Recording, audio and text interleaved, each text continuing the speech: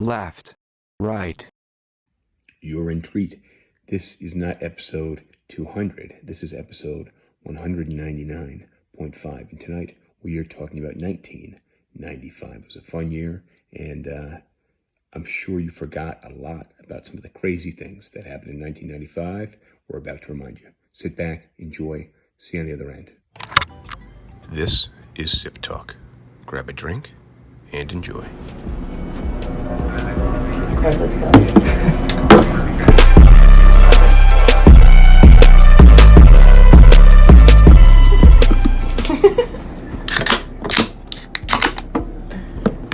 Cheers. Cheers. Cheers.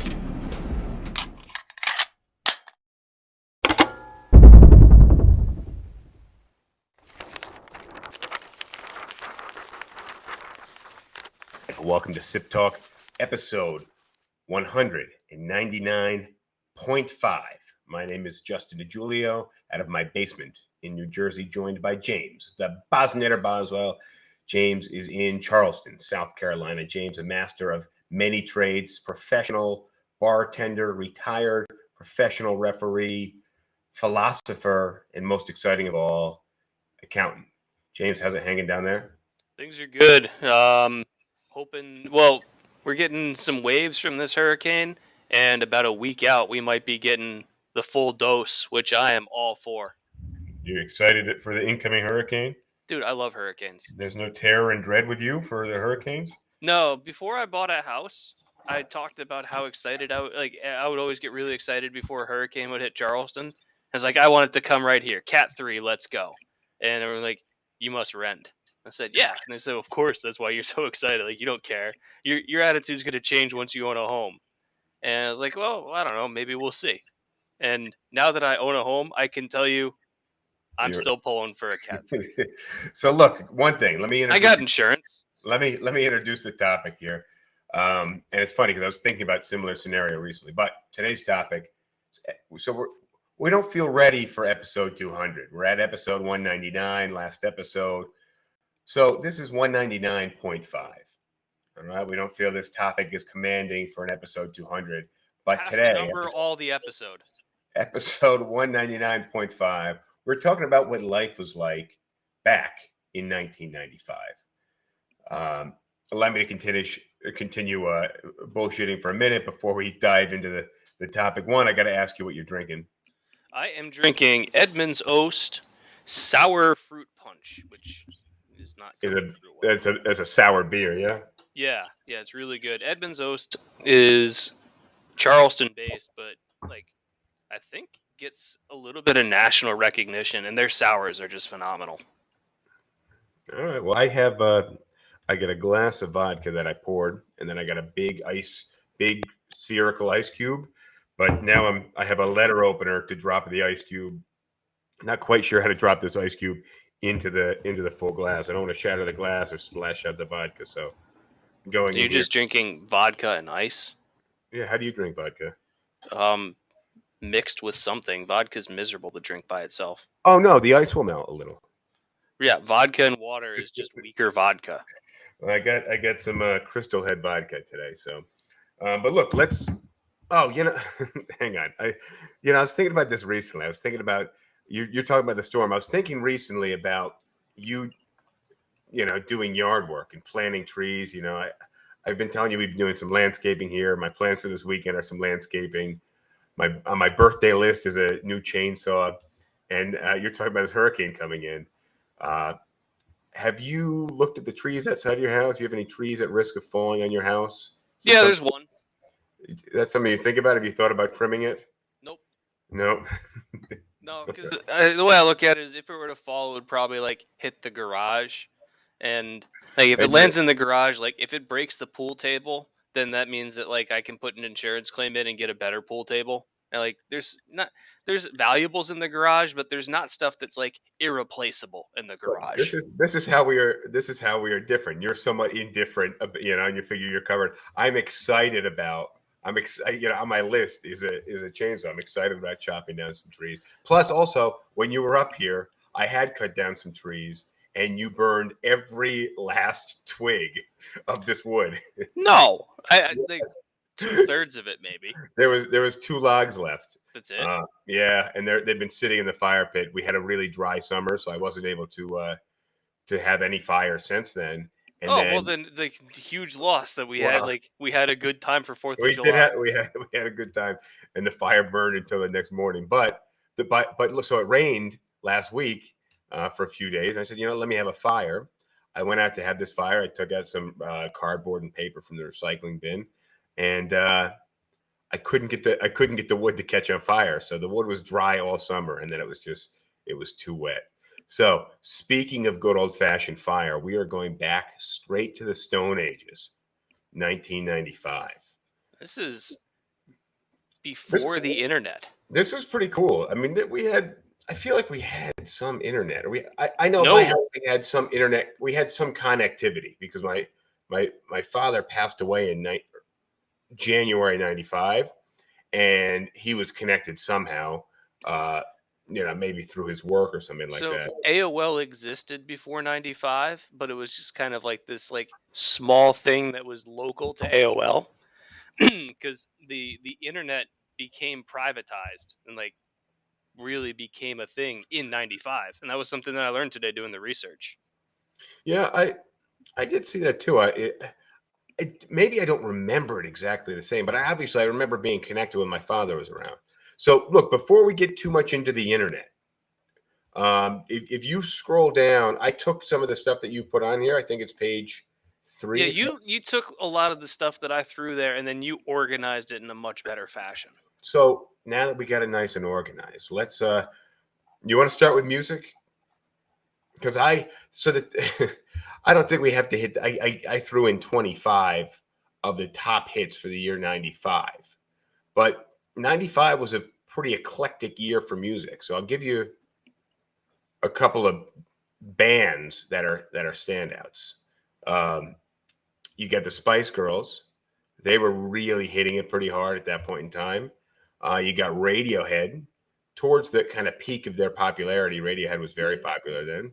I Maybe feel a like little- that was the genesis of Radiohead's popularity. Yeah, probably on the early uprise of their popularity. Because I think the album was Paranoid Android, and that was their album that kind of launched them to fame. Rosh says boy bands were a thing, and I think that was later in the 90s. That was like 98 and 99. So yeah, so in 95, I think you might have still had the New Kids on the Block, but at this point in time, they might have been the old kids on the block. But this was pre-Backstreet Boys, pre-NSYNC. Well, you had Boys to Men. Boys to Men.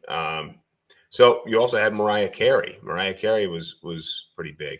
Let me run that was through. kind of like very close to the peak of her stardom.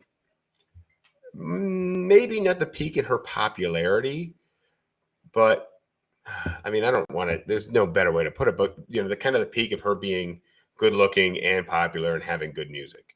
And once she I'm hit not really sure she ever had good music, but once she hit that one Christmas song, she just kind of rode out the holidays, and now when people think of Mariah Carey, they think of All I Want for Christmas. Well, yeah, that song. That's her gravy train, man. Yeah, well, it is, and that's what people think of now. This is back when you had young Mariah Carey. She was hip, she was hot, she was new. All right, let me just run through some of the top 10 real quick. I guess we have time. So number 1 for the year, I didn't know this, and I probably couldn't have guessed it. I would have guessed number 2 in place of number 1. Number 1 was Coolio's "Gangsta's Paradise." So what I have to say about that song is that I feel like Weird Al. Exactly what I was thinking. I feel like Weird Al somehow took over that song with Amish Paradise. I don't think he did. I think most people don't know the song Amish Paradise, but you and I happen to, and the people that we know it very well also. Yeah, maybe this is a heavy sampling bias here, but I feel like most of my friends, when they hear the original song, they still sing along the Weird Al lyrics. The Amish Paradise, yeah. Yeah. Song number 2, and I probably might have guessed this as song number 1, is TLC's "Waterfalls." I remember that song. Followed by number 3, TLC's "Creep." And is it not Radiohead that does "Creep"? Yeah, two totally different songs. But Radiohead does have a song called Creep, but yeah, I'm a creep. I'm a weirdo. Not creep. TLC. Number 4, you have "Kiss from a Rose" by Seal, which this is probably the peak of his career, I think. I'd be surprised if I've ever heard that song. And then you have "On Bended Knee" by Boyz II Men. You don't know "Kiss from a Rose"? No. It was like a Batman Forever title track. And Batman Forever Blue. Yeah, I didn't see that movie. Let's see. Mariah Alana Carey. Carvajal says "Smells Like Nirvana" from Weird Al. It's like I don't know. I almost would like to do like an episode just on Weird Al because the dude's incredible. He's almost like Sacha Baron Cohen. You know, he's wholesome. As not opposed political, to like not political at all. Yeah, but like Sacha Baron Cohen, his humor is not really family friendly, whereas there's not much that Weird Al does that like it's like offensive. Yeah, he plays that freaking accordion or something. So then you get "Fantasy" by Mariah Carey, "Take a Bow" Madonna, "Don't Take It Personal" Monica, "This Is How We Do It." I know that song, and for some reason in my mind that song exists in like 1991. Yeah, me too. You got "Runaround" Blues Traveler. Let's see. Have you Hold ever My Hand by Hootie and the Blowfish? Yeah. So the thing is, when I was going down this list, and same thing happened with the movies one, I'm going to do just the top 10. But then you have "Runaround," "Freak Like Me," Bon Jovi comes in number 7, "Bombastic" by Shaggy, number 18, "Total Eclipse of the Heart." And then Total Eclipse of the Heart that's a cover. It has to be. That's what I'm thinking, right? Yeah, because Total Eclipse of the Heart was by somebody else. So then I was going to go to 20, but then number 21 is "You Are Not Alone" by Michael Jackson, which seems like kind of a Bonnie Tyler in like the 80s. 83. All right, and then after "You Are Not Alone," Michael Jackson, then you got "Hold My Hand" by Hootie and the Blowfish. Then Notorious B.I.G. because he was still alive. Well, not for much longer, but and then "Here Comes the Hot Stepper." I don't know that one. Yeah, I think I can't remember the song in my head, but and that was 24, and then "Candy Rain" 25, and then I was like, "This is slippery slope." I can't keep going on this list. But just think about there's a lot of diversity actually in all this music, and I would say that even the songs now that are in the same genre don't even sound like they're related. No. Like you have something that's in the hip hop genre, it's not going to sound. You have something in the rap genre, it's not going to sound like this. The R&B, it's just alternative music. You got the genres have changed as well, right? They've morphed. I'm looking at the movies. There are a bunch of big movies. Oh my God, there's a ton of movies. So I'm going to make this a little bit bigger so we can run down. So. Ladies will like to hear this. The number 1 movie for the year 1995. You got it there? I'm seeing it, yeah. It's Clueless. And then the guys kind of win. Like the rest of the top 10. Yeah, pretty much. You got 7. I wasn't a huge fan of that movie, actually. It was just dark. Kevin Spacey. Well, it was Pitt. Who else was in it? Who played opposite Brad Pitt?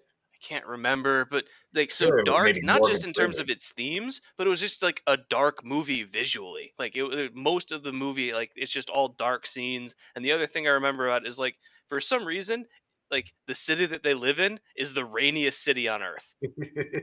I mean, every single the cinematography alone is just not much pouring rain. Every scene, except for the very last one. Exactly, yeah. So wild. And then you have Heat. Which we recently learned Al Pacino was coked up in Heat. Which because nobody would have been able to guess that if it hadn't come out. Well, he said it, yeah. Yeah, but like if you watch anything from Al Pacino in the 90s and you say, what drug do you think he was on? Well, all right. And then you have Friday, which I'm actually surprised. I don't know what is Friday. I think it's like a I think it's like a black cast movie, like all black cast that probably stood out for its time. Now things are much more multiracial, but I'm pretty sure it's all black cast, and I'm 90% sure I've seen it, but I can't remember the storyline. And then you have The Usual Suspects, another one I'm 90% sure I've seen. The Usual Suspects is fantastic. And I mean, so I said Friday was kind of all black cast. The rest of the movies are pretty much all white cast. So yeah, just Braveheart. keep in mind. Yeah, next one is Braveheart, and then Casino, which actually Casino never tops people's mafia type like lists of movies. It's a phenomenal movie. I always thought Casino was like number 3. It's like Godfather, Goodfellas, Casino. Yeah, I think so. I mean, I just think it's severely underrated. And then Kids, I don't know this movie Kids. No. It escapes me. We all know the next one though. Toy Story. Which is crazy to think that came out in 95. I was thinking it came out later than that. But I was thinking like 97. Yeah, me too. And then you have maybe even like 99. Then you got Casper, the ghost movie, Apollo 13, which I remember watching in theater. They shot that movie like 30 seconds at a time. You know this? No, I did not know that. For all the scenes where they're in like space and zero gravity, yeah, they shot every one of those scenes in one of the 747s that does like the parabolic loops to like so you can have simulated weightlessness. Yeah. And just because of the nature of how it works, you can only do that for about 30 to 45 seconds before the plane has to pull back up. Yeah. So all of the scenes where they're weightless were shot inside a 747 about 30 seconds at a time. And you can only dive for so long, man. Just imagine that. That's a lot of fuel. Just imagine the fuel cost to shoot that movie. All right. Then you got Showgirls, great watch. And then you got A Little Princess. I don't know that movie. The ones that I haven't seen in a while, I don't know. I definitely have to go back and see. Jumanji. Then you got Jumanji, which I'm surprised it was that low on the list. I'm kind of skipping through. GoldenEye was one of the best Bond movies. I thought that was 97, but that was when the video game came out. Yeah, video game. And then Batman Forever, like I said. But you're also missing 12 Monkeys, another Brad Pitt movie for the year with Bruce Willis in it. I don't know that movie. It's really a great B or C movie. Like it's just kind of like time travel's involved. It's not like your theatrical blockbuster type movie. It's just it's not. Whereas Seven, Clueless, Heat. There was Waterworld, which was just like panned as one of the worst movies ever. Oh, it's a great movie. It's kind of been like looked like as time has gone on, people have liked it more and more. And then one of your favorite movies. Well, hold on. So Waterworld came in at 21. So I was going to do top 10, and then 11 was Apollo 13. I couldn't leave that up. Then I was like, okay, I'll go to 20, which was Pocahontas, the Disney cartoon movie. But then 21 was Waterworld. Shit, I got to go to 25 now. And I'm glad that I did. You got Waterworld, Empire Records, and then are you saying 23 is one of my favorite movies? Yes. Leaving Las Vegas, the Nicolas Cage movie, which actually is one of my favorite movies. I feel really bad for the guy.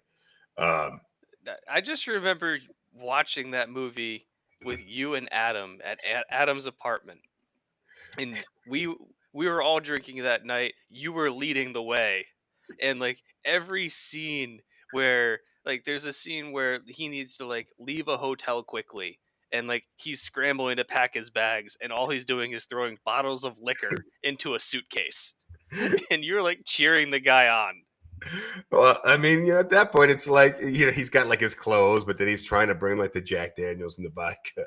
And he's like moving the clothes out of the suitcase so that he can fit the vodka bottle. It just doesn't fit. All right. And then you got Powder, which was a movie I've seen many times about a really pale guy. I don't think he had any eyebrows, any hair. And all the kids made fun of him, but he could bring dead deer back to life or something like that. And Billy Madison. And then you got Billy Madison, which was number 25, which I thought was really a great movie. But I can see if we're going by how they did in the box office, I could see how these would be little.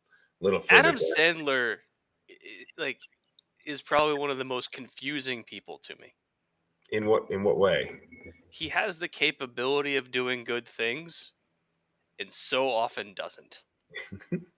He does funny things. The problem is, I think a lot of it is cheap humor, but I also think it's it's really well delivered cheap humor. So you can have cheap humor, but delivering it well, I think, is the Well, and yeah, is the he's hit tough and part. miss there because like when he does it well, it's really funny, and other times it's just terrible. But like he's also shown that he can do like more serious acting. What was the movie that he was in about like New York City diamond markets? Oh, I think that's like the first real. I don't know what the name of the movie was. It's like the first real serious movie. Yeah, but that's why I'm saying he's confusing to me because I see him like pump out all sorts of garbage and then he does something good. I'm like, well, Well, what am I supposed to make of this? he's got 30 plus years of box office, smashing comedy movies. And then in 2019 or 2020, he does a more serious movie. I don't think that's Gosh, confusing. for the Yeah. rescue, uncut gems. So we got you there for Raj. Thank you very much. Our R&D department here. Thank you, Raj. So look, I'm going to tease the next couple of topics, and then I guess we probably start at the top. Politics, sports, technology, pop culture, and then kind of what life looked like. And I got a couple of images and maybe some videos we'll throw up, which I think could be pretty cool. So you want to hit politics? Yeah, we can kind of. Some of these will talk a little bit more than others. Like the Oklahoma City bombing was that year, and I would argue that's kind of when U.S. domestic terrorism got its start. Yeah, that was Timothy McVeigh. I Yep. definitely misspelled it. I typed McVeigh. But now I'm looking at him going, it's not McVeigh, it's McVeigh. Timothy McVeigh. And what was the reason? He write something and Well, I think he wanted to just like overthrow the government. I don't remember his motivations. yeah, well, I'm sure it was something along those lines. But he set some bombs in Oklahoma City. I don't know how many died, but 168. that's yeah. I mean, if I'm just thinking back, I text my team today. I was like, "Hey guys, 1995. What are some things you think of in 1995?" And legit, like at least a dozen in the first 40 seconds were like, "I wasn't alive then." I was like, "Oh, okay, all right, guys. What do you know about 1995?" And So, somebody well, that I don't know if I would have gotten the year right, but I probably would have guessed. I probably would have guessed the O.J. Simpson trial because that thing went on for a really long time. it sure did, but he was. Uh, where is that? Is that in here or is that under sports? Dude, how are you two subjects ahead? No, I like I consider that to be politics because O.J. Simpson's trial was not just sports. There was so much to that All trial. right, all right. Let's hit the let's hit the current line. Stay in order for the sake of just kidding everything. Um, Hold on, I'll, really quick. I want like the Timothy McVeigh. I wanted to see what his reasoning for like bombing the building was, and I think it was like was revenge against the government for the siege at Waco. I don't know about the siege at Waco. That You is don't remember what intensive. happened in Waco in like 1993? No, I was very young. Probably not reading the Oh, newspaper. well, there was actually I think it was on Netflix or something where they had like a fictionalization of it, or not a fictionalization, but like a reenactment, a dramatization of what happened in Waco. But it was Mm. when they had like the Branch Davidians had this compound, and David Koresh was running this like religious cult, and the FBI thought that there was child abuse and stuff going on, and it's still disputed to this day whether or not the FBI's tactics were too much. But the FBI, like, if you remember watching the news coverage of like tanks rolling into this compound, and the FBI killed like 20 or 30 of these people because of their super aggressive tactics of like sending in tear gas and stuff, and like the tear gas in a confined area caught on fire, so the entire building caught on fire, and because the tanks rolled over like parts of it, it trapped people inside rooms and they couldn't get out, so then they died in the fire. And So this is McVeigh's way of avenging yeah, these people. and Interesting. I think there's a pretty reasonable case to say that like the government went way overboard and how they treated it. Yeah, and that's like, but then it's like who, when you're choosing your battles, like this is kind of poor Well, judgment. I would recommend watching the Netflix show about Waco. I think it's just called Waco. And I think that the I'll show check is it out. pretty biased in terms of favoring like the Branch Davidians, but there's some truth there where like if the FBI had just waited a couple more weeks, like they might have been able to avoid everything that happened. Fair enough. You want to hit the next one? Global population was 5.6 billion, I which remember when sounds really small compared to where we are today. I mean, just think how fast it's grown when it has taken, millennia prior to that, to get to a fraction of 5.6 billion. And now we're over 8 billion, right? I feel like we're right around it. I don't know. I don't know the exact population, but I feel like 8 billion. We're really close to that. Raj, we'll let you. James already. James, you got to Yeah. focus on me, man. This is Raj. This is what we got Raj for. Oh yeah, the research department 7.97 right now. Oh, okay, Sorry, Rush. I thought we were at 8 already. Raj, you Raj is going. What's the question?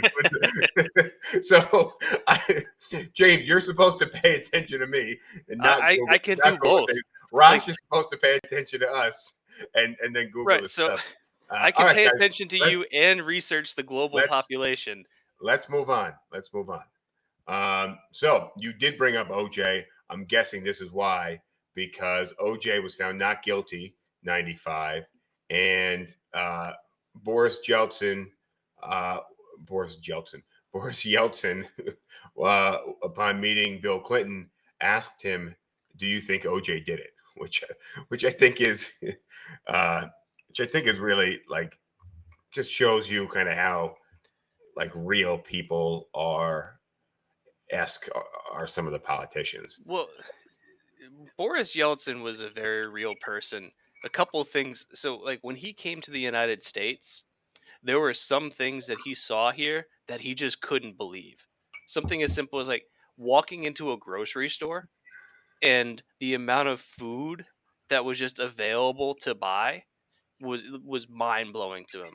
But my favorite story about Boris Yeltsin, I don't know if this was the 1995 visit, but there was one time where like I think like the Secret Service got him, but he was like outside of the White House, drunk in his underwear, trying to order a pizza. And like Is this a real security kind of was story? like, "Look, man, like let's get you back inside." Oh God. Like he wasn't a security threat to anybody but himself.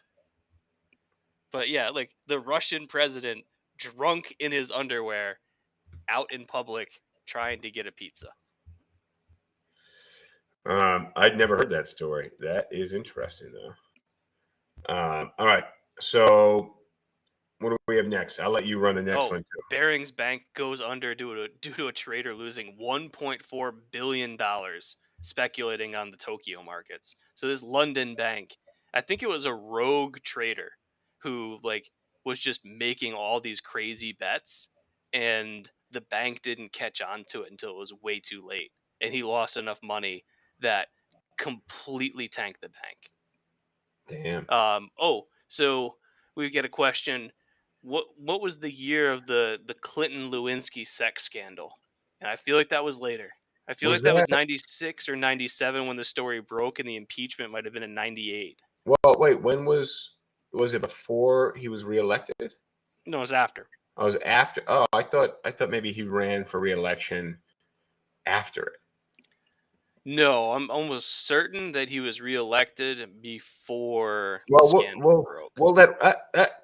Let the right research here, James, department. right here. Rosh, that's one for you. When was Monica Lewinsky sex scandal with Clinton? So you got the Baring banks speculating on the Tokyo markets.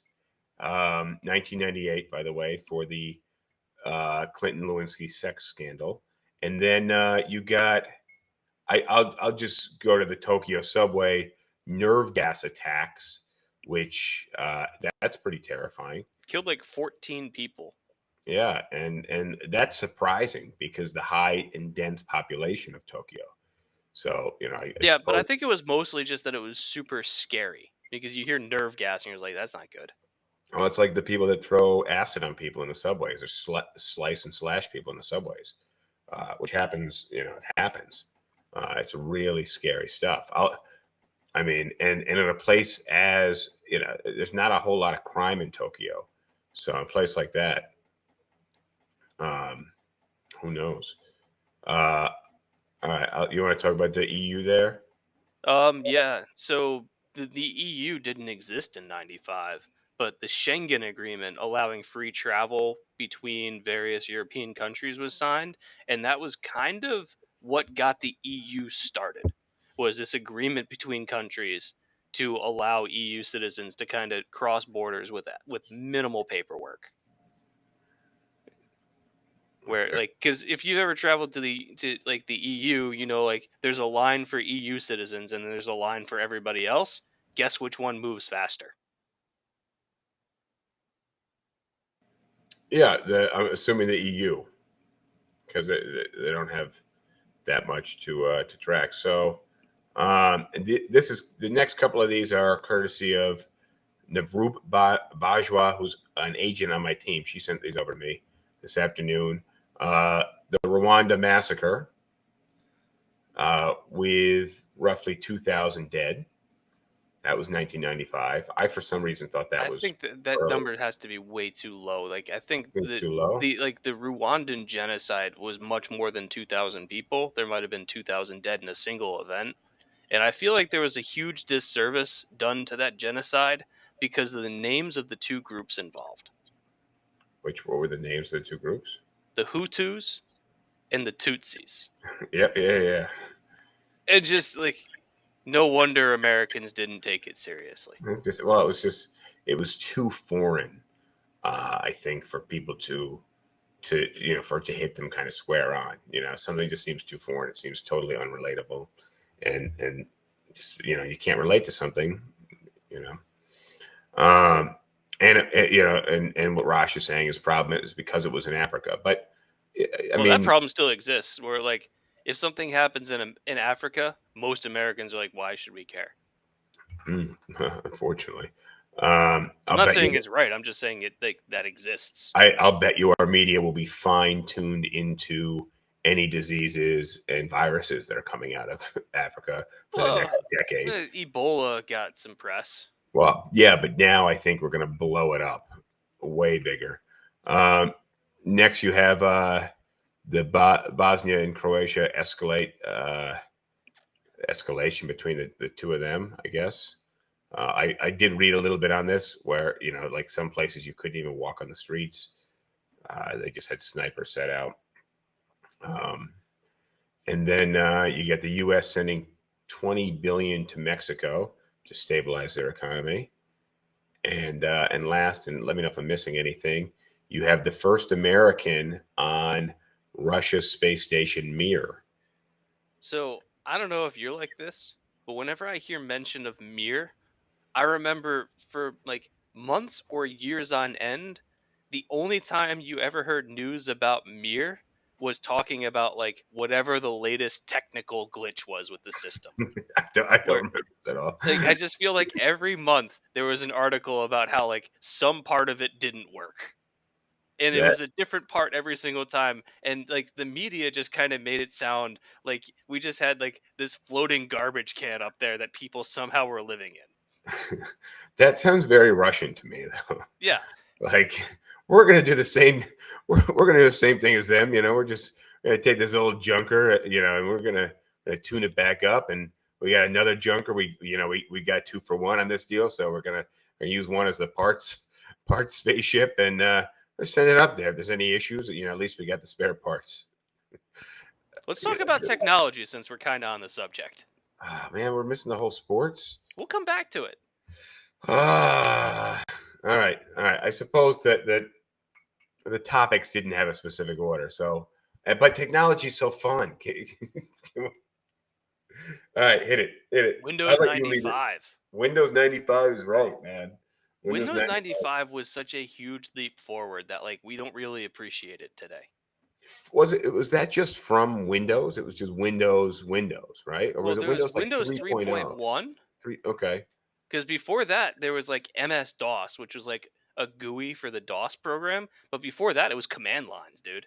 Okay. You Well, remember using command lines? yes, I remember. I remember my father had taught me all these command lines, and I could Yeah. never remember them. I have to So look them up. MS-DOS was like a primitive operating system that worked on DOS and basically allowed you to have like a graphical representation, so you didn't have to remember all these command lines. So a Windows 3, GUI, yeah, for those listening, is what, graphical user interface. yeah. So that's basically what you were looking at and typing into and typing the Yeah. code effectively.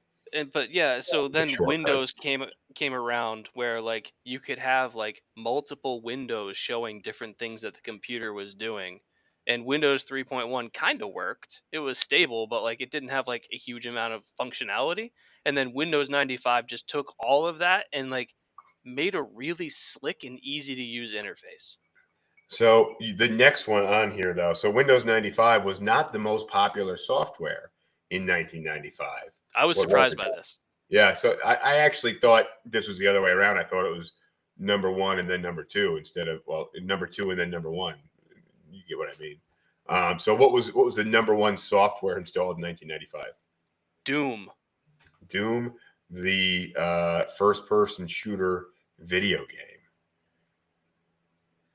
That's pretty cool. That was such an epic game for its time. I wasn't crazy about a Doom. I liked Wolfenstein 3D. Doom, to me, I don't know. I just never really got into it. I was so wrapped up in Wolfenstein, and I'd play it over and over again, even though like it was just the same shit over and over again. And then we have the dawn of some of the first mobile phones, and these were like Saved by the Bell kind of big mobile phones. They were not really in popularity at this point. I think at this point in time we actually had a phone. Had we moved beyond the area of like the bricks So in 1995? I think this was very much bricks were kind of still in existence, but we were like transitioning into the phones being colored black. Right? Like, remember when every computer was a big white CRT screen, you had a big white tower, and at some point they started making them black. Well, this is about the time where those big brick phones started changing in design a little bit. But more people were getting their hands on mobile phones. I know we had a car phone a year or two prior to this. But mobile phones were escalating in popularity. And speaking of video game systems, Well, so Alani says PlayStation and DVDs, and she's absolutely right because PlayStation 1 came out in 95. in 1995, yeah. When did Nintendo 64 come out? I feel like 96. Oh, after? All right. Rosh, you want to let us know when Nintendo 64 debuted? James, stay with me. I know you want to Google this. I do. First year the internet was privatized and the U.S. government stopped providing public funding to it. And this is when AOL and Prodigy started offering access to the World Wide Web. And this meant, when we had the World Wide Web, and we had access to the internet, we used to have to plug our phones. We used to have to plug the phone line into the router. And then, God forbid, somebody picked up the phone in the house, that connection was lost. Yeah, and also you couldn't receive calls. Like some people that were really into the internet had 2 phone lines. We after 1995, but we did transition to a secondary phone line.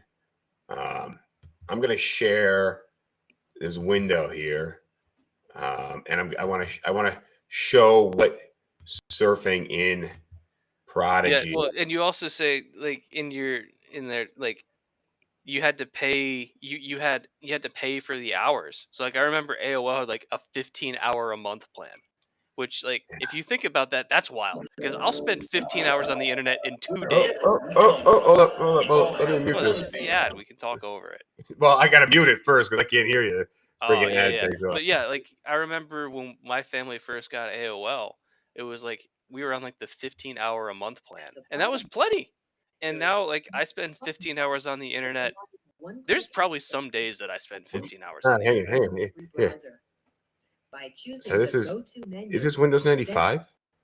No, hold on. Yes, yeah, that's Windows 95. Main internet screen by typing in the word internet.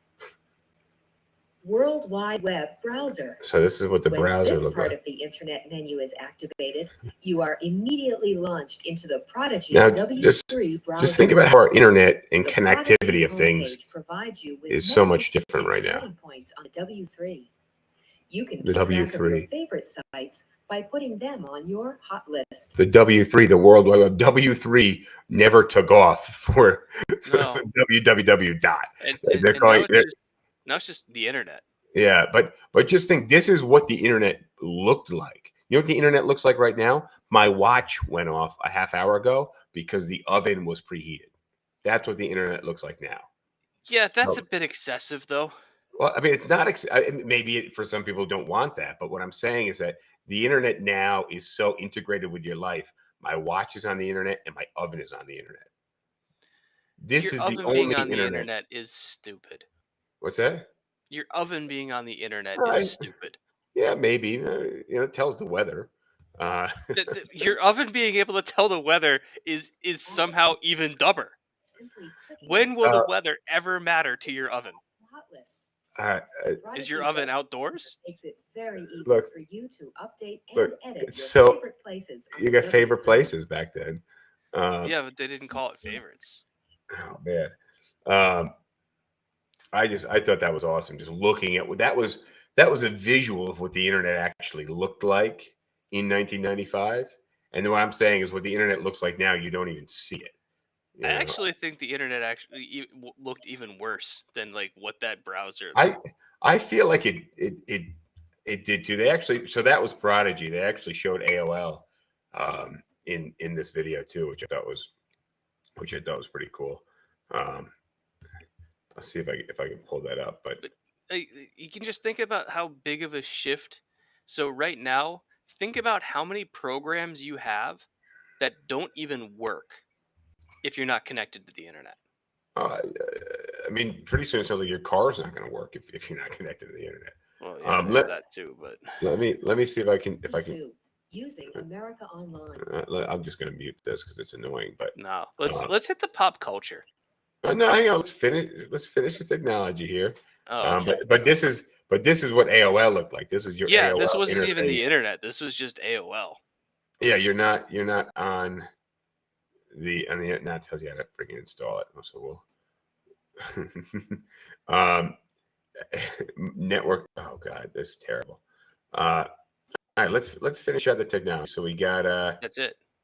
Oh, that oh shit, it was. Hang on, let's see. We're at 42 minutes here. Let's do the sports quick, and then we get to. All right, we can sports. run through the sports. I'm not a big sports guy. I'm not a big sports guy, but the first X Games on ESPN. Michael Jordan came back to the NBA from I think a 2-year stint playing minor league baseball. Tiger Woods in 1995 was 19 years old, and he was Rookie of the Year. Super Bowl 29, the 49ers beat San Diego. I remember being a huge Miami Dolphins fan, but for whatever reason, just the popularity of the 49ers at that time took off. So I had... Yeah, it was Steve Young and crap. How can I not remember Jerry Rice, his receiver? Right? Huh? Wasn't it Jerry Rice? Yeah, Jerry Rice was insane. Like, if you look at some of his records, you're like, no one's going to touch that. Jerry Rice was on a completely different level. Speaking of records, you got Cal Ripken Jr. breaks Lou Gehrig's record of 2,130 consecutive games, which is like not being out sick or absent from school for over 2,000 games, or going to work. His record was like 2780 or something. Without taking a day off of work, which literally this is his job. For almost 3,000 games. Just to not get injured for that long. Yeah, right. Yeah, good point. So Mike Tyson was released from jail early. Right? I think he went to jail in 92 or 93. and his first fight was against Peter McNeely, and he knocked Peter McNeely on his ass in like the first 20 or 30 seconds. If you Which that watch guy- like videos of Mike Tyson's fights when he was in the prime of his career, like the dude was a monster. I mean, just insane. But that fight ended after he came back from jail. The fight ended in 89 seconds in the first round. Yeah. And just think he might have been in jail. And you're like, oh yeah, they work out in jail, right? Yeah, they do, but they don't work out like specific to the trade. Like, it's probably unlikely. And boxing workouts are about as intense as you get. Well, he also said he got no special treatment in jail, which I'm sure is probably the case. Even though he was a celebrity and people would probably fuck with celebrities, you're probably I don't not think anybody in jail was fucking with Mike Tyson. I don't think anybody's fucking with Mike Tyson. All right, last one. So you got OJ, we talked about, and then you got the first professional sports game streamed online, which sounds like a lot of buffering, a lot of lag time. Yeah, I feel like it would have been more like a slideshow. Yeah, maybe. Yeah. Rosh is saying that Tyson bit Evander Holyfield's ear in 1996. I remember that. Yeah, I remember that too. That was Evander Holyfield's like claim to fame. I feel like he was a great fighter. He was a good boxer. He was a great athlete, a great boxer, but he's not known for that, unfortunately. So, and I think Tyson was losing that fight, which is he got frustrated and just yeah. When you're in animal mode, you just do what you got to do. All right. Shall we hit pop culture? Yeah. All right. I'll let you lead here. Some of these are yours. No, I'll let you lead because some of these aren't really me. So you got, you threw most of these on here, but you got, I don't know where you sourced them. You got Seinfeld's episode, No Soup for You, airing, which is actually a pretty good episode. And they called him the Soup Nazi. And the Soup Nazi actually has a soup restaurant he's got a restaurant, mostly a kind of lunch takeout place in Midtown. I could never get into Seinfeld. It's just, they're quick episodes. I think they're in total like 16 minutes long because they were full of commercials, half-hour show full of commercials. They're quick and it's just observations on life, like. I like some of Seinfeld's comedy. I guess for me, it's any show that has a laugh track. I knew you were going to say laugh track. I just listened to this Stuff You Should Know podcast, and they were talking about laugh tracks and how they got started and everything about laugh tracks. But yeah, the laugh track to me, thinking on it, like I don't think I watch any TV. I don't watch that much TV, but I don't think I would be interested in any TV right now that had a laugh track. Like, I think it would just for me, it's a rule. Like if a show has a laugh track, I can't watch it. But the thing is, every show for the longest time had a laugh track. That's true. And I heard that they in the Stuff You Should Know podcast, they were saying there's like some shows like Friends and stuff. They took the laugh. Somebody like edited the video and took the laughs out. And because some of them were actually performed in front of a studio audience where they played the laugh track and the audience could also laugh on top of that, the people just look insane because they're like pausing for beats that aren't really there because there's nobody laughing against it. Yeah. Really weird. So you get Seinfeld. Oh, I was going to say that the No Soup for You, they called the guy the Soup Nazi, but the guy tried to profit on that episode, but he doesn't call himself the Soup Nazi because that would be too, generally, you don't want to label yourself as a Nazi. Of anything, soup or not. Yeah. Too controversial though. So it's the signs say the Soup Man, which I just think is funny. Like just to derive Soup Man from Soup Nazi, a little funny. So this one's wild. Like Selena, who was just like the most popular Latin American artist at the time, was murdered by her fan club president. Yeah, and that the woman, the fan club president, if you've seen any of the interviews or anything with her, absolute psycho. Does not live on the planet Earth. She just wild, man. And apparently I think she was like stealing money from Selena, but also Selena's biggest fan simultaneously. She was completely obsessed. Yeah. So Alani asked how old we were in '95. Well, we were younger than we are now. Yep. So 9 and 10. So blue M&Ms. I remember blue M&Ms replacing tan M&Ms. I didn't know. I actually didn't know that You they remember replaced. this event? I remember blue M&Ms debuting. I don't remember. It's funny that you mentioned they replaced the tan M&Ms because I don't remember a world with tan M&Ms. I just thought they added because there's brown. No, it was like a fan voting thing where like we're replacing the 10 M&Ms. What color do you want? And Let blue me ask you won. a question. How do you think that voting was conducted? Yeah, it had to have been mail. Mail-in ballots. You probably could open up your M&M bag, and inside was like, check this box, place in an envelope, mailed to PO box. Da da da da. Yeah, I wouldn't be surprised if like you got like one vote for every pack of M&Ms you bought. Probably, yeah. But I mean, blue seems like a very logical color when you just kind of look at the color wheel. So you have every other primary color on there. So do they have an orange M&M? Yeah.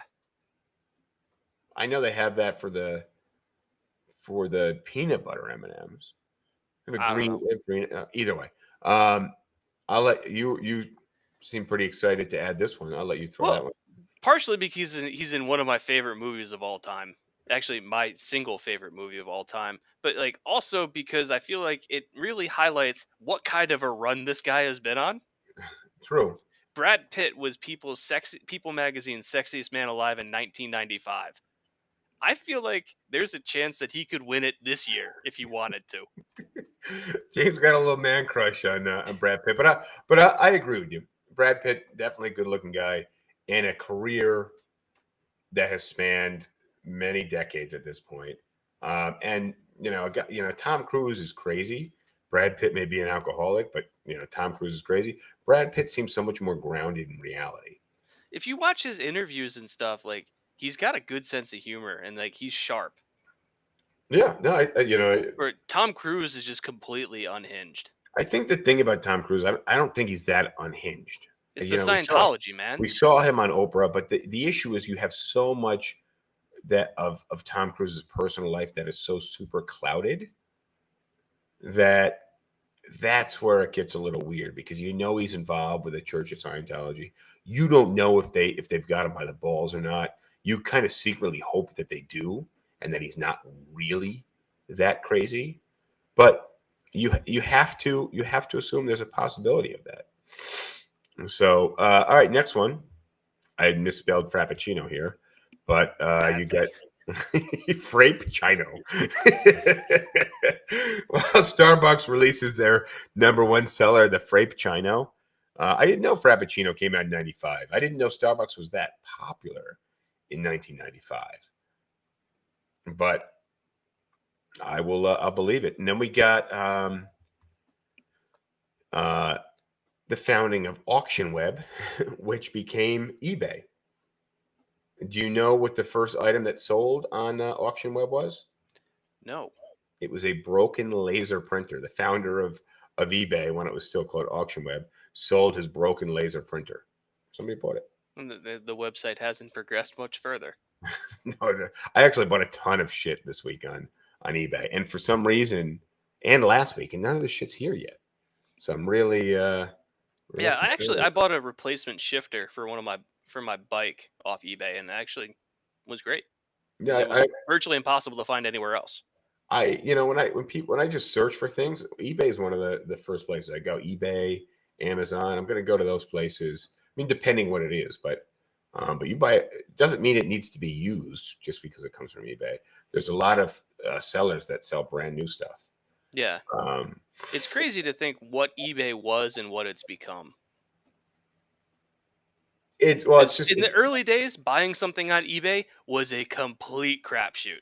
I used to have to mail certified checks and money orders to people when you bought something on eBay. This must have been pre-PayPal.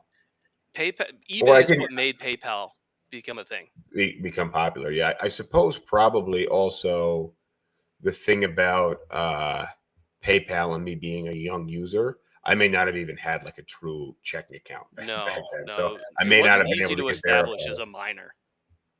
Yeah, which I very much was, literally selling anything I could get my hands on around the house. I was selling on eBay. We used to get the magazines with the video The games demo in it, discs, and the yeah, demo discs, and I used to sell the demo discs. yeah, and you made it sound like they were all full games, and then people got mad at you, and then your account got closed. So it was really shitty. But I was transparent. I just put, so this is kind of, oh God. So I don't know. I'm probably like 13 years old, listing shit on eBay, and I just listed the title of the video games that were included on the demo disc in the title of the object, and the description said, "This is a demo disc with the following demos of the following games." And Yeah, so just, people didn't read, but at the same time, you weren't fully above board. Admit that. I think I was very much intending to take advantage of people's the fact that most people wouldn't read the description. Right, like this is one where like you were technically correct. Exactly. Um, but that was like an early loophole, and I was freaking 13 years old. So, Yeah. and the people that, I don't know, I was probably dealing with like 40, 50, 30-year-old people. This one's near and dear to your heart. The George Foreman grill. Yeah. So George Foreman grill was released in 95. Yes. I did not know that. But I was a big George Foreman grill fan for a little while. It seemed like the fastest way to. Yeah, back when your diet consisted of water, ground beef, and peanut butter. Oh, it's so bad. It's so bad. All right, what else do we have here? Raj says he hasn't changed. Dolly was the first animal that we ever cloned. Yeah, I'm surprised. So and how long did dear old Dolly live? 7 years. Which I'm surprised, actually. Yeah, I looked it up. Most sheep actually, I think, live 6 to 8 months, because I found out that there's most sheep who are slaughtered for their meat.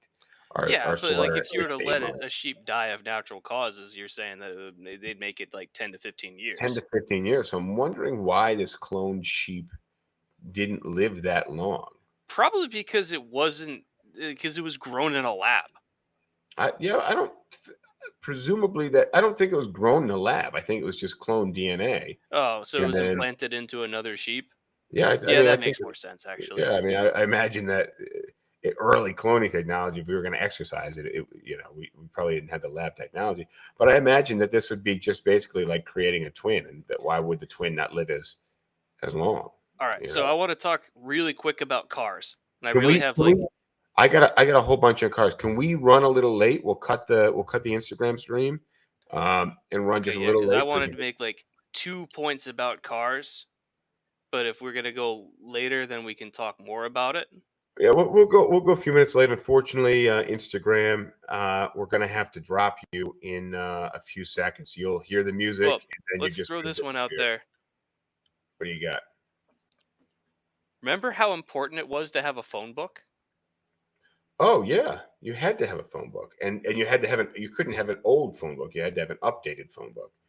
Yeah, like if you needed something, like you'd go to the Yellow Pages, and that would be how you would find the business that you would buy the thing from.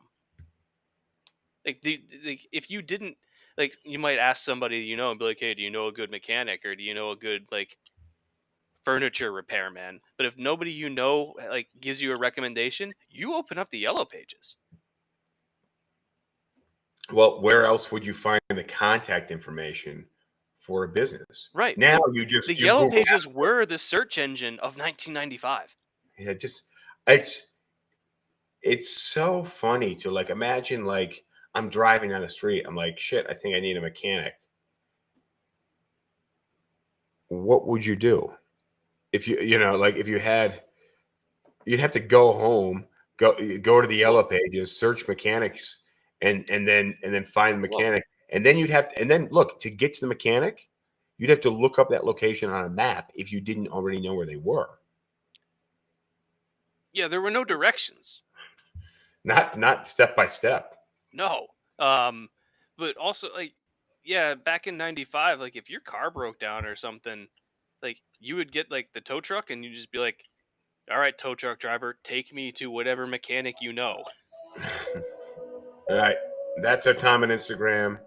We're gonna cut you Instagram guys, but catch us on literally every other platform. All right, there goes the Instagram feed. Sorry, folks.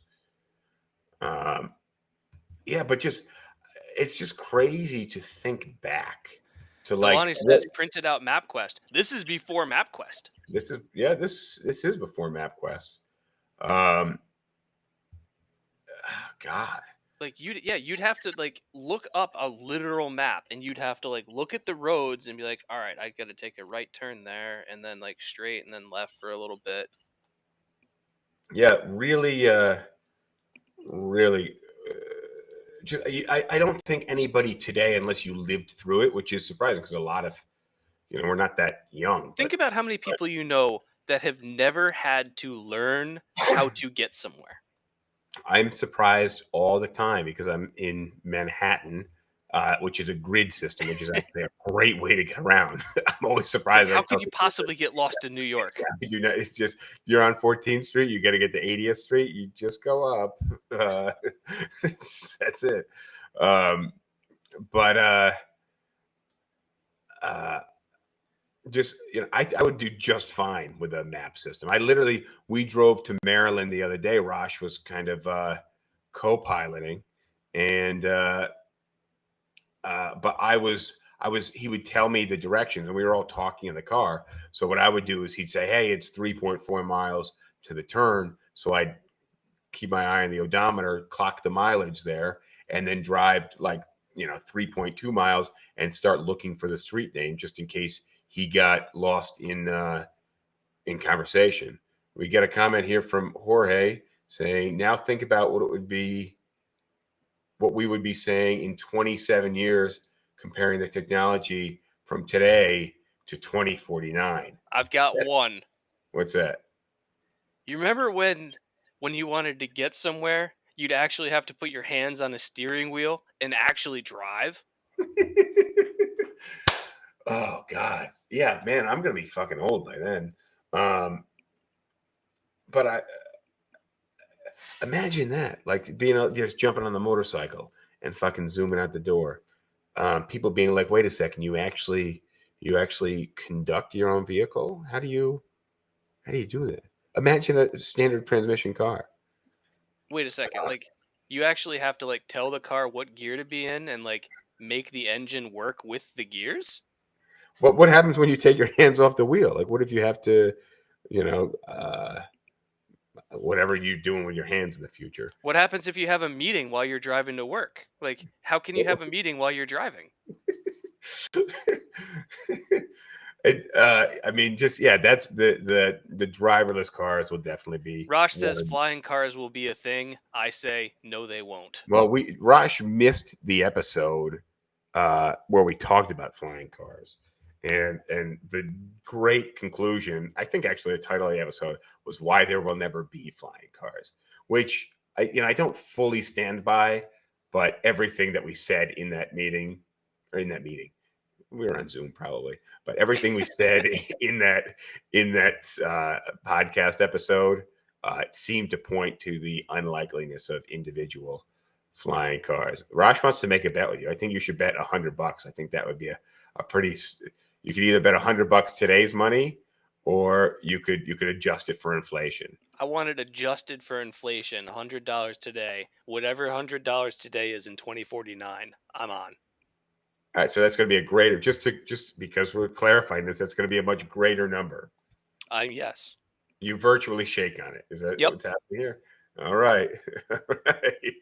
All right. So look, we got the phone book, which, believe it or not, like if you try to get a hold of somebody today, you can't. If you just type somebody's name or in their city, you're not finding their phone number. Back then, you could look up somebody's name. You could look them up by name. You would have not just their phone number, but their actual home street address. Yeah. The problem was if somebody had like the last name of Smith. Well, yeah, exactly. You weren't finding them. But Because if you're in even like a moderately sized city, there's 85 Bob Smiths. But today, yeah, probably more in a medium-sized city. But just today, having your name, phone number, and personal home address out there Hold on, let's seems take like this a step back. One seems like step a back. huge invasion of privacy. Having a phone in your home. Well, so that's the other part of this is nobody really had cell phones in 1995. We had one in the car, which I don't even think you could call. I don't Very even think few I people. Like if you had a knew the car number for phone, that. like you were either like rich or like worked a really important job. Well, you had to pull over to the side of the road because you couldn't keep the freaking signal. But yeah, like nobody had cell phones in 95. No, Like, you were connected to the wall. I think we had like if you were wireless in phones. 95 and someone needed to reach you, like let's say you're like a doctor on call, you'd have a beeper. Have a beeper, but then you would have to go find a phone booth or a landline phone otherwise, and make that call. But just think how, again, if your car broke down, what would you do? Walk? Well, if yeah, like You just said if your car broke down, you have to call a tow truck, and you were at their liberty. Actually, you couldn't call a tow truck. No, what you would have to do is like if you broke down on the highway, you would have to walk to wherever the next rest stop is, or hope that somebody would like pick you up and give you a ride to the next rest stop. And then I'll when you're bet at the you. rest stop, you call the tow truck and be like, "Yeah, I broke down at mile marker 112." We basically did that in Colorado. Well, yeah, but 20 years ago, 18 years Frankie, ago. it was that long ago. Yeah, it was. Because even though that was probably 9 years later, the crappy cell phones we had just didn't have battery. Well, And, not only that, but there were a lot less towers, especially in western Kansas. but, I don't remember if it was a dead. I know we ultimately did run out of battery on the cell phone, but I don't know if it was a dead battery or if we just didn't have service. But we did have to walk a long ways back to the gas station that we had previously passed, and now we didn't need gas, so we weren't really looking at the gas stations. But when we remembered there being a gas station a mile or two or three behind us, we walked all the way back to that gas station. As we walked up on it, I'm saying to my friend Scott, I go, Scott, something seemed a little funny to you about this gas station? And he's like, I don't know. It doesn't look very busy. We kept walking. The closer we got, I go, dude, this place burnt down. There's nobody. It has the shape of a gas station, but it's black and there's no one here. It was a gas station at one point. And we were dressed for basically November in upstate New York. And it was 95 degrees. We were wearing boots and sweaters, walking down the street in Kansas or Colorado, Kansas, I think. So you guys probably had the look and smell of homeless people. So I was actually thinking, I wonder if cell phones really catalyzed the decline of Hitchhiking? Hitchhiking. I'm sure there was some catalyst effect, but I wonder if it was the biggest. Hitchhiking really declined in like the 70s and 80s, and I think that was because of like some sensationalized news of like hitchhikers killing people. Yeah, that was probably the first one. Hitchhiking was big in like the 60s and 70s, and by like the late 70s, like with kind of just violent crime up in this country overall, a lot of people became much more hesitant to pick up a hitchhiker. Well, it's probably that. Then cell phones were probably the very last days of hitchhiking, because I don't think I've ever seen somebody hitchhiking. I've seen it a few times, but not often. All right, what else we have on here? So you needed to have an alarm clock back in 1995. Now we just have cell phones, but unless you woke up on time, you needed an actual alarm clock. I woke up to an alarm clock all through high school. I'm sure I did too. We didn't have cell phone alarm clocks for many years after that. And answering machines. Good one, Rosh. Yeah, you come home and you check the answering machine to see if you missed any calls. All right, so look, I'm just going to share a couple, and then we can hear an article in a second. But here's your $20 bill. I have one of those. Yeah, I actually really like them. They seem like, to me, like real money. Yeah, a long time ago, like when I was bartending, somebody handed me one of those. I'm like, I'm never depositing this. I actually held on to one for so long it disintegrated. I just kept it in my pocket. But then I would go back to the bank and I would ask, I was like, "What's the oldest bill that you have? Can I have one of those?" And then here's a good picture of an alarm clock. I have one of those sitting on my bed. Not that exact model, but it looks very similar. I actually found one in our office, and I brought it here for one of the guest rooms that we have in the house. That kind of has I'm trying to do like kind of this like cabin-esque, older aesthetic.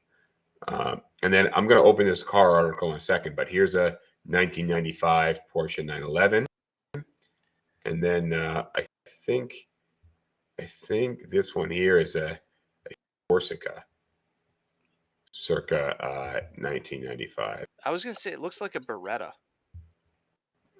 I'm sure they're very similar Yeah. vehicles.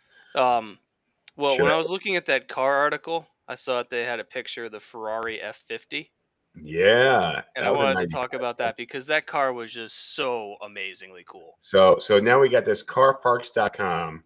This is Mia Bevacqua. She's a chief mechanic and technical writer, and she's got the cool cars. And she starts with the Chevy Tahoe, which I very much disagree with, but it does point out a trend. Well, I mean, yeah, it's a beautiful example of a Tahoe. Oh, God, what a rough looking. What I'm saying is that like the Tahoe, I don't even if she picked a picture of one that was showroom new, I still don't think it would be a cool car. But I do want to point out that I feel like 95 was kind of the inflection point where Americans started buying SUVs.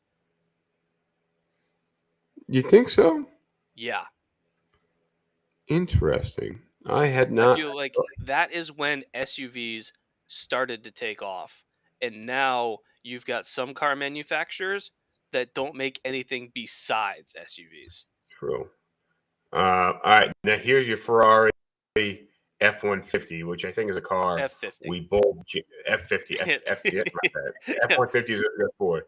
But it's a car that you and I both genuinely thought was like the coolest looking car. We've both sat in one. Have we? Yes.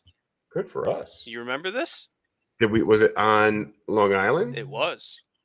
Oh, yeah, we really held get the around. keys to one. Did we? Yes. The keys were in the car. Oh, nice. We probably should have snagged them. That would have been awesome. It would have been worth the jail time. All right, and then we got a Toyota Tacoma. I actually saw this in the parking lot where I park every day yesterday, and it was a pristine one. It was all black, and it was the nicest. It was all shined up. One of the nicest looking cars, actually, I saw in the entire park, and I was really surprised. Toyota Tacoma was not by any means the pinnacle of pickup trucks. I just learned in this article that in Japan these were called the Hilux, and I know they're sold all over the world and has a Exactly. reputation for being just virtually indestructible. Yeah, they're supposedly pretty solid trucks. You got the luxurious Acura TL, which was, I mean, actually it doesn't look that bad. Here, I imagine that being a decent luxury sedan. And then these are the not so cool cars. The Chrysler Cirrus / Dodge Stratus. Yeah, I never liked this car, I have to say. You got the Dodge Avenger / Chrysler Sebring. I have fond memories of one particular Chrysler Sebring. The Sebring convertible. Yep. But that was before this iteration. No, I'm just thinking about what we did to that Sebring. Oh, God, that's not nice. Well, actually, yeah, I remember you were the one who broke the window on it. I just went off a jump in the car, that's all. I didn't break the window. I went off a jump. When we landed, the windows broke. It wasn't me. It was a suspension.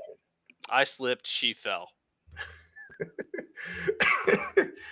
Yeah, man, 1995. It's just, I think the thing about looking back on 1995 is just, it's almost difficult to, through the scope of today, it's even difficult to understand what life was like. Like you just woke up, you weren't connected to anything, right? Like I feel like I wake up and I don't even sleep in the same room as my phone. Phones and watch that's connected to the internet. I keep them in the other room. Yet probably in my bedroom there is a Alexa show which has a screen on it connected to the internet. There's a smart TV, and maybe an iPad sometimes. Sometimes I scroll through the iPad just instead of reading a book.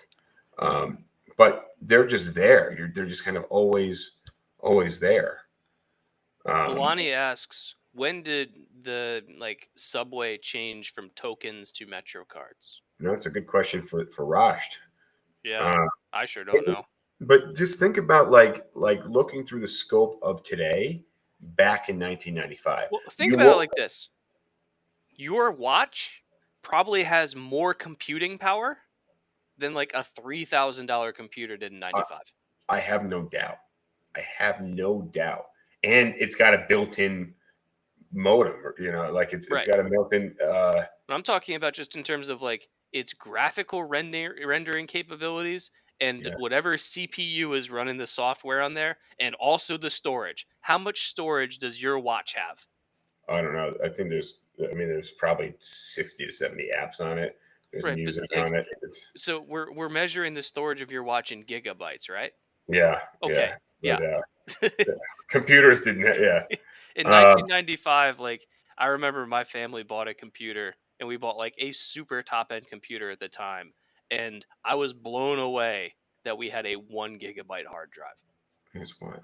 So look, when you eat dinner with somebody, for the most part, like their phone is on the table now, you're connected, the phone can ring, the phone can text, you're connected to everybody always right now. Back in 1995, if you ate dinner, the only connection you could have with anything in the outside world, if you didn't have the TV on, and then there was no interactivity, right? You were just the TV was outputting. Bars would have TVs to watch sports and stuff. Yeah, but what I'm saying is the TV was outputting. You were inputting what was coming from the TV. But if you were sitting to eat dinner, the only way you could interact with someone else is if your landline phone rang. Well, otherwise, there was no interruption. You just chew your food. If you went out to dinner, let's say you went to a restaurant for dinner, the only way people would be able to reach you is if someone happened to know that you were at that restaurant at that time, and it was like, your parents have been shot. Come to the hospital. Yeah, emergency. Hey, Applebee's. Can you see if Bob's there? Like literally, that's what you call the freaking restaurant. But just think, what did you do during dinner? Then you had to talk to the person across from you. You read a magazine. You read the paper. You read a book, or you just stared. If you weren't with someone else, you just stared at your food. Well, a lot of people who would watch TV while they ate dinner. I mean, people still watch TV and they eat, but just imagine like your limited options to like interact, right? When you went to take a crap, like you either brought a magazine with you or you read like the back of shampoo bottles, right? Or newspaper. Otherwise, you just sat there, and it's. But what Jorge asked is, think 27 years from today, what life would be like. I already came up with my answer. I'm saying look back on 1995 through the scope of 2022. That's difficult enough. It would have been impossible from 95 to look at 2022 and imagine what it looks like. Now I can make some predictions. Probably we've talked about this. We've done an episode or two. Yeah. But I don't think we're going to see screens anymore. Or if we have them, they're not going to be anything like what we have today. I think screens are going to disappear. They take up a lot of space. Driverless cars, I'll give you that. I don't know, man. Also on the car front, a car with an internal combustion engine. Yeah. Gas mileage back in the day though was actually pretty comparable. So yeah, it's like the engines today are more efficient than the engines 30 years ago, but we're also driving heavier cars that are more complicated. Yeah, vastly. All Like right. some of the best like miles per gallon cars ever were like some of like the Japanese cars of the 80s. Oh yeah, and But they also made like 73 horsepower. but they were way lighter. Mm-hmm. You know, a lot of the Japanese cars were known for being way lighter. But look, I think we got a solid amount of content. We actually went over time. I want to thank you guys who joined us live on Facebook. I see a YouTube. Jorge made one last comment. Keys soon will be leaving Hyundai. Hyundai has a car that uses the phone to open. I'm pretty sure other companies, Tesla, I don't think you need to have a key to open the car. It's just I think he's right, and I think it's a terrible trend. I don't like pushing the button to start the car. I like turning the key. I don't even care about that. I don't like the idea that like you can have just kind of fungible access to a car. All right. Fair enough. Again, topic for another time. Thank you for joining us for our 199.5 episode. We'll see you guys next time. Thanks for joining live on YouTube, Facebook. We'll see if anybody's on Twitch and Twitter. And don't forget to subscribe, you guys. You got to subscribe to the audio podcast on Apple and Spotify. And go to my YouTube page. Subscribe to SipTalk. We'll see you guys next time. Thank you to Rosh Galeb in the back for feeding us your comments and being our research and development. Adios, everyone. Cheers. All right, you made it this far. You made it to the other end. I want to thank you for making it here with us. But if you have not already subscribed, please go ahead and do so. If you made it this long into the episode, you owe us at least that. And if there's any questions you have, throw them in the comments. Any suggestions for future topics, throw them in the comments. And as always, we appreciate you being here. Thank you.